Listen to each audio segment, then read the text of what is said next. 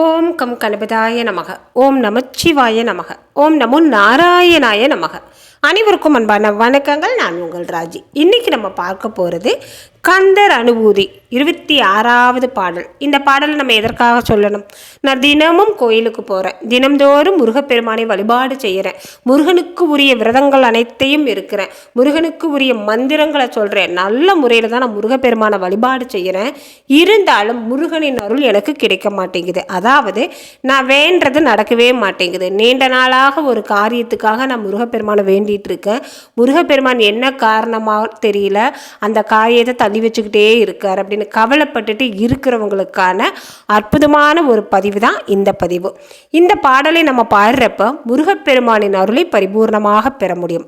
கந்தர் அனுபூதி அப்படிங்கிறது கந்தரின் அனுபூதி பெற்ற பின்பு அருணகிரிநாதர் பாடியதால் இதில் உள்ள பாடல்களை நம்ம பாடுறப்ப நிச்சயமாக முருகப்பெருமானின் அருளை பரிபூர்ணமாக பெறலாம்.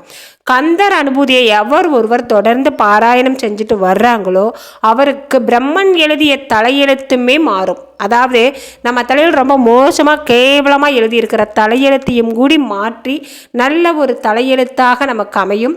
முருகப்பெருமானுடைய அருளால் செல்வ செழிப்போடும் ஐஸ்வர்யத்தோடும் உடல் ஆரோக்கியம் பெற்று சந்தான செல்வங்கள் பெற்று நம்ம நல்ல முறையில் வாழ முடியும்.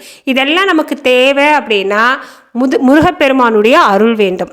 முருகப்பெருமானுடைய அருள் கிடைத்தாலே நமக்கு இத்தனையும் கிடைக்கும்.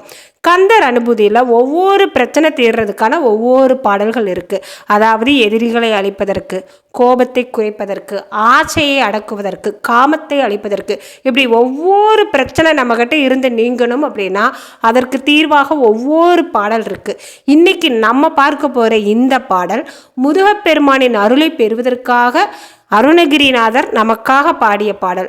இந்த பாடலை எவர் ஒருவர் தொடர்ந்து பாராயணம் செய்து முருகப்பெருமானை வழிபாடு செய்கிறாரோ அவர் நிச்சயமாக முருகப்பெருமானின் அருளை பரிபூர்ணமாக பெறலாம்.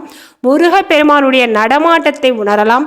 முருகன் உங்கள் கனவில் வந்து காட்சி கொடுப்பார் அப்படிங்கிறதுல எந்த விதமான மாற்று கருத்தும் கிடையாதுங்க. நம்பிக்கையோடு இந்த 4 வரியை தினமும் ஒரு முறையாவது பாராயணம் செய்து முருகப்பெருமானை செய்யுங்க. நிச்சயமாக முருகனின் அருளை நாம் பரிபூர்ணமாக பெறலாம். எந்த ஒரு பாடலையாவது மந்திரத்தையாவது நம்ம சொல்றப்ப அதற்கான பொருள் உணர்ந்து சொன்னால் முழு பலன் கிடைக்கும். நம்ம இன்னைக்கு இந்த பதிவில் கந்தர் அனுபூதி 26வது பாடலையும் அதற்கான விளக்கத்தையும் பார்க்கலாம் வாங்க. ஆதாரமில்லேன் அருளை பெறவே, ஆதாரமில்லேன் அருளை பெறவே, நீதான் ஒரு சற்றும் நினைந்து இல்லையே, நீதான் ஒரு சற்றும் நினைந்து இல்லையே, ஆதாரமில்லேன் அருளை பெறவே.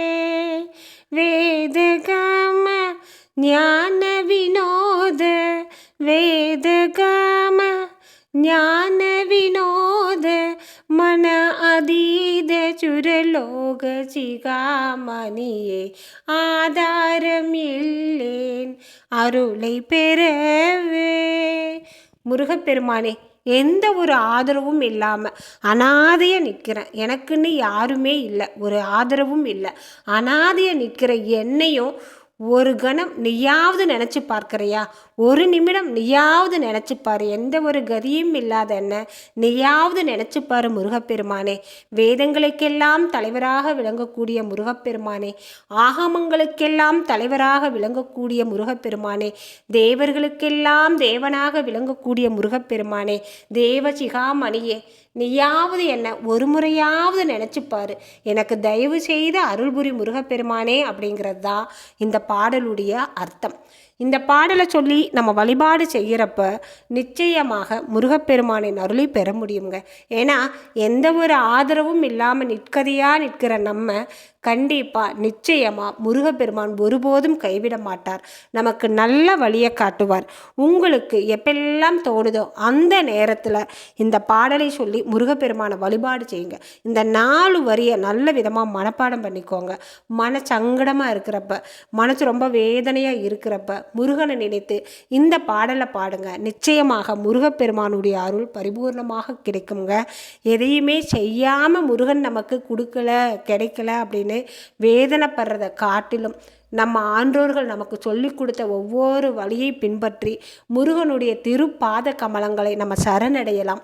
இந்த பதிவு உங்களுக்கு பிடிச்சிருந்தா ஒரு லைக்கும் கமெண்ட்டும் கொடுங்க. அப்போ தான் அடுத்தடுத்து நான் வீடியோ போடுறதுக்கு எனக்கு ஒரு ஊக்கமாக இருக்கும், எனக்கு ஒரு ஆதரவாக இருக்கும். மீண்டும் அடுத்த பதிவில் பார்க்கலாம். நன்றி, வணக்கம்.